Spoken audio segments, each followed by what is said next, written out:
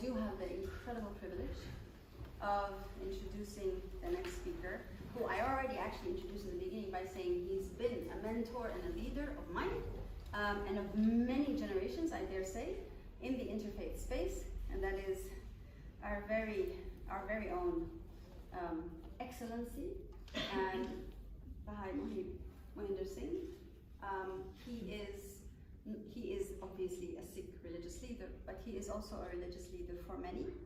I used to say this in our own organization. We have the Holy Father, Pope Francis, and we have Bhai Mohinder Singh right there. And they both carry tremendous weight, not only in their own communities, but across. And we owe them a great deal for the work that they do, and I'm honored to please invite Bhai Mohinder Singh to the podium.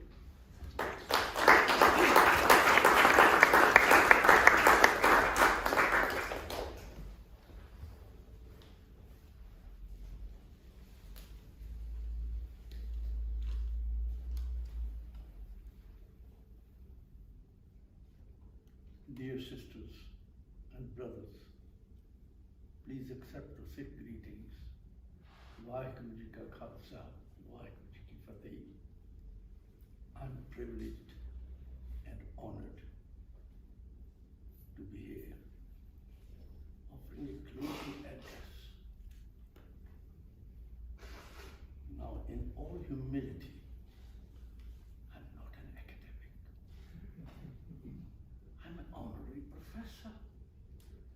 How do I sum up what the speakers have said before?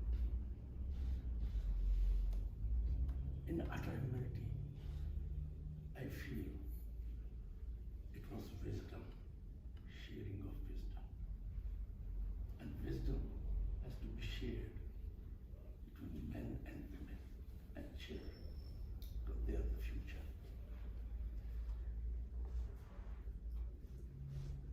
The Oxford Interfaith Forum must be commended for its focus on interfaith cooperation as a key means to forming more just, kind, and pluralistic societies. Like the protection of the environment, such work is no longer a fringe concern, but paramount in a world where local and global conditions impact each other and are shaped in turn by the conditioning of our human mind. Human mind is the most important part of our human body. Very important.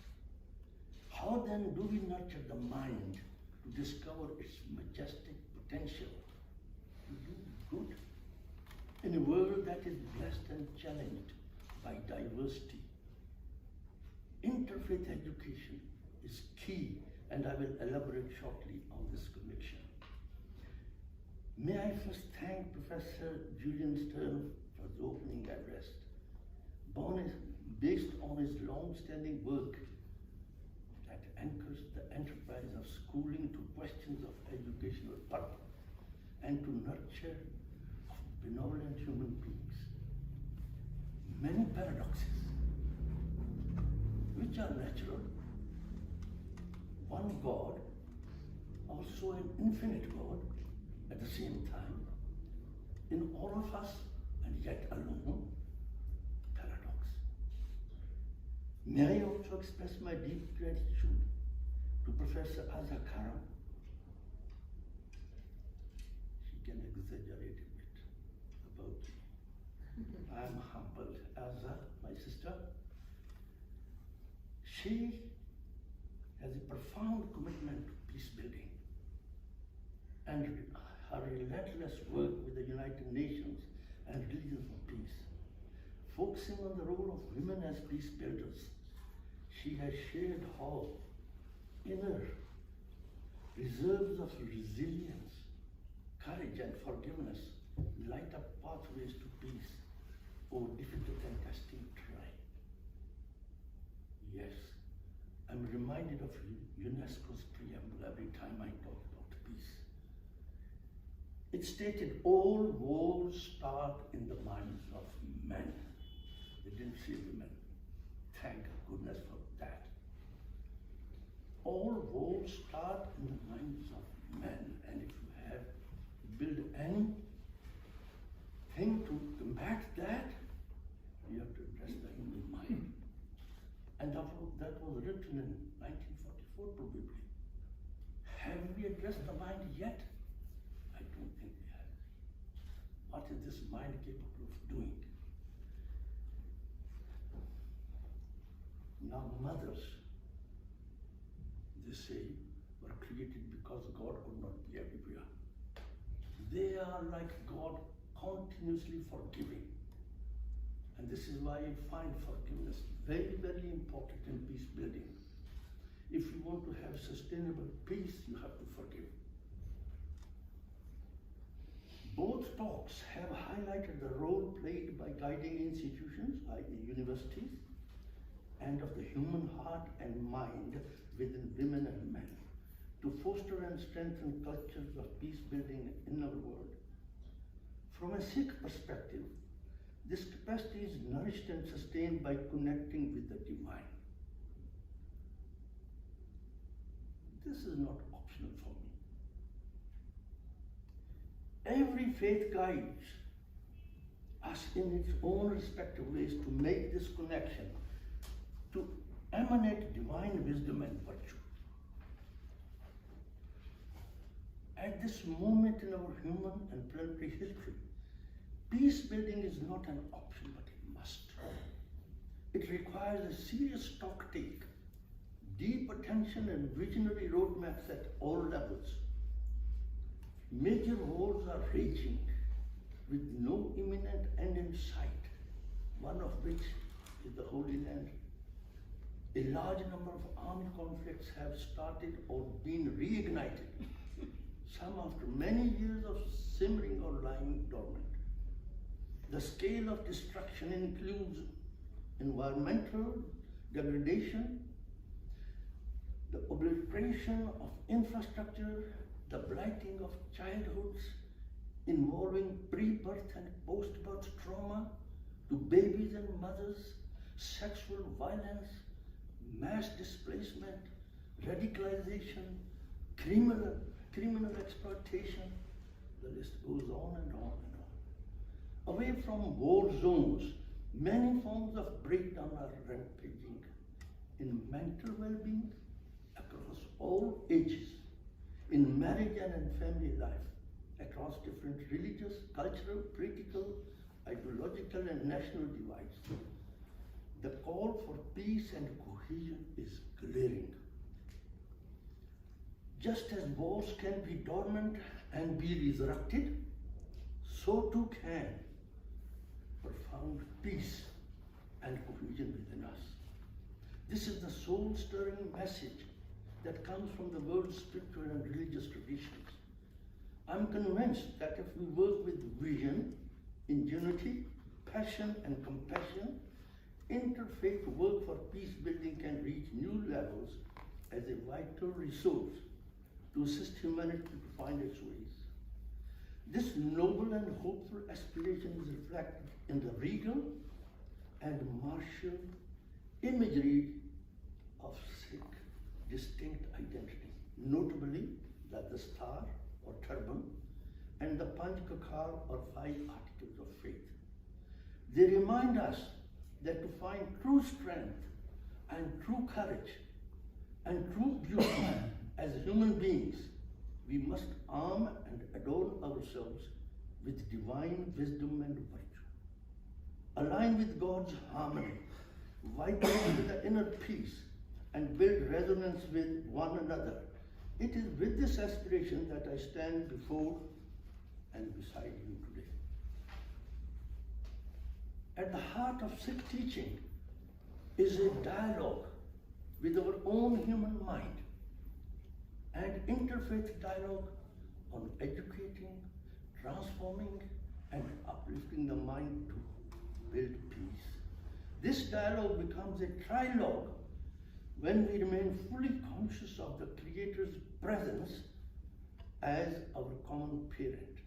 The Sikh Guru set to show how if we could do this in a genuine spirit of kinship and oneness, it could transform the very nature and outcomes of our engagement.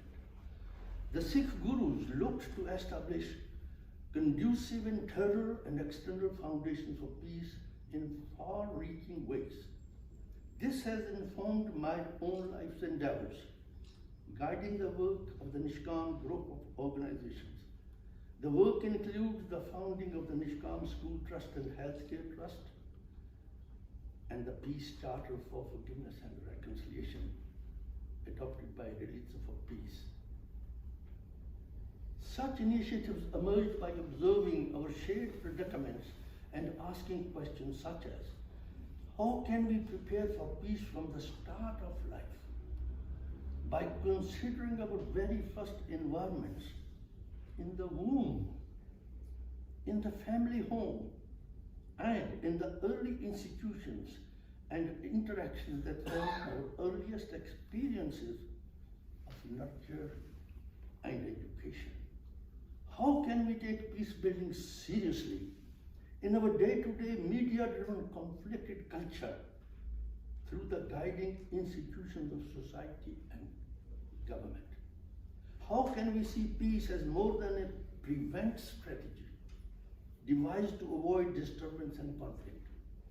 How can we look at well-being not only through economic, material, and medical lenses, but valuing peace as a foundation for flourishing? In the pursuit of such peace, we feel there is need for international universities to design and develop a participatory strategy and values-based toolkits for civil society actors, and for governments to establish ministries specifically for peace building. The vision of such guiding institutions would include empowering humans with compassion, forgiveness, benevolence, altruism, honesty, humility, and love, to promote a culture of service and responsibility towards others, a righteousness that is grounded in wisdom and humility, not arrogance and superiority. Developing a culture of peace to alleviate poverty through self-help, self-reliance, community participation, as well as citizenship and good governance. Making peace building and reconciliation an obligatory part of the education curriculum and a value promoted at home, within families, as well as amongst governments and institutions. Enhancing respect for the rights of all, particularly those marginalized, women and youth, migrants, refugees, and displaced peoples. Aiming for peaceful resolution of conflict with a recognition that hate and arrogance is unacceptable, and that vengeful retaliation to extremism is also extremism in a different guise. Such principles must then mean we must accept diversity in the quest for peace. No one size fits all. Interfaith peace is a prerequisite for global peace. Peace can be redefined as attuning to divine harmony. We must recognize and relinquish hidden arrogance and hypocrisy. Such sustainable work can only arise through striving and commitments that arise from deep within the human psyche. Beyond secular solution building or surface rhetoric, from religion, the very best of our scientific and spiritual knowledge must unite to support the early formation of our values and dispositions, to transform cultures of greed and exploitation into cultures of healing and restoration. With these few thoughts, allow me to close by stating, inner change must precede outer change. Seek out timeless wisdom. Nurture the mind with virtue.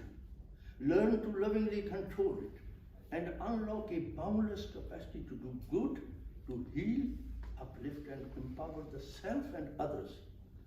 Realize and appreciate the infinite context. Love unconditionally, Do not blame or condemn. Exercise compassion and forgiveness. Practice benevolence and loving sacrifice. Conquer the ego and embrace humility. Harness the power of sharing. Value identity and interdependence. Commit to interfaith engagement. Relinquish ownership and conserve for posterity.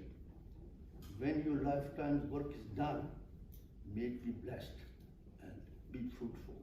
May it resound with the spirit of ceaseless optimism and care for the welfare of all, leaving nobody behind, which is born of enshrining the divine name in one's heart and mind.